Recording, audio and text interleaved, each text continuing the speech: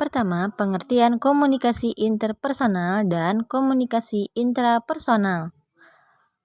Komunikasi interpersonal adalah komunikasi yang berlangsung oleh satu orang yang terjadi dalam diri individu, seperti ketika berimajinasi seolah-olah berkomunikasi dengan diri sendiri.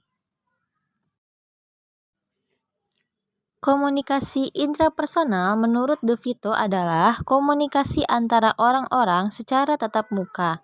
Masing-masing orang terlibat dalam komunikasi tersebut saling mempengaruhi persepsi lawan komunikasinya.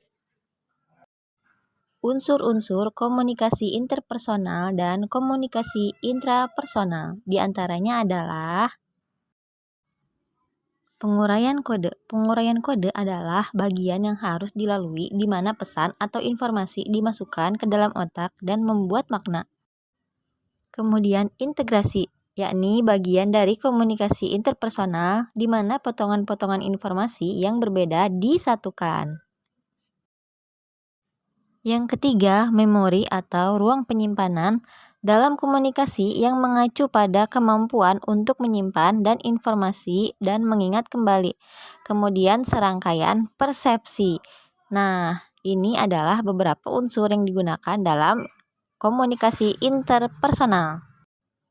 Nah, berikutnya unsur-unsur komunikasi intrapersonal.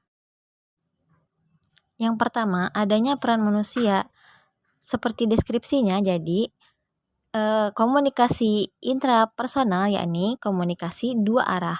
Nah, yang kedua adalah perspektif interaksional, bagaimana dia berinteraksi, dan yang terakhir adalah perspektif situasional. Jadi, dia juga melihat terlebih dahulu bagaimana situasi dan kondisinya. Proses komunikasi interpersonal dan komunikasi intrapersonal.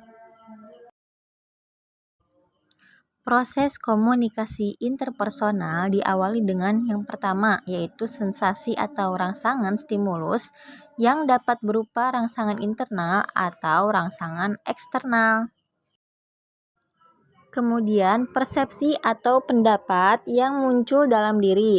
Nah, yang ketiga, memori yang berhubungan dengan pikiran itu sendiri meliputi penyimpanan informasi dan asimilasi informasi. Proses intrapersonal, yang pertama ada faktor eksternal yang ini berpengaruh dari luar, kemudian adanya memori dan dimensi penginderaan serta adanya proses berpikir. Keempat, fungsi komunikasi interpersonal dan komunikasi intrapersonal.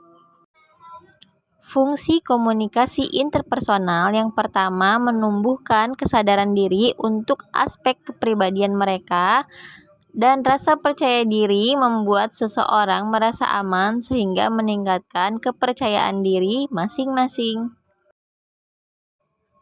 Manajemen diri sehingga bisa mengelola urusan sehari-hari secara efektif. Sedangkan fungsi komunikasi intrapersonal menambah cakupan pertemanan, dapat mengeksplor wawasan dari pertemuan dengan hal-hal baru dan bermanfaat. Kesimpulannya, komunikasi interpersonal adalah peristiwa komunikasi yang terjadi dalam diri seseorang yang mempunyai manfaat, salah satunya manajemen diri yang baik. Sedangkan komunikasi intrapersonal adalah komunikasi antara orang-orang secara bertatap muka, masing-masing dapat terlibat dan saling mempengaruhi persepsi.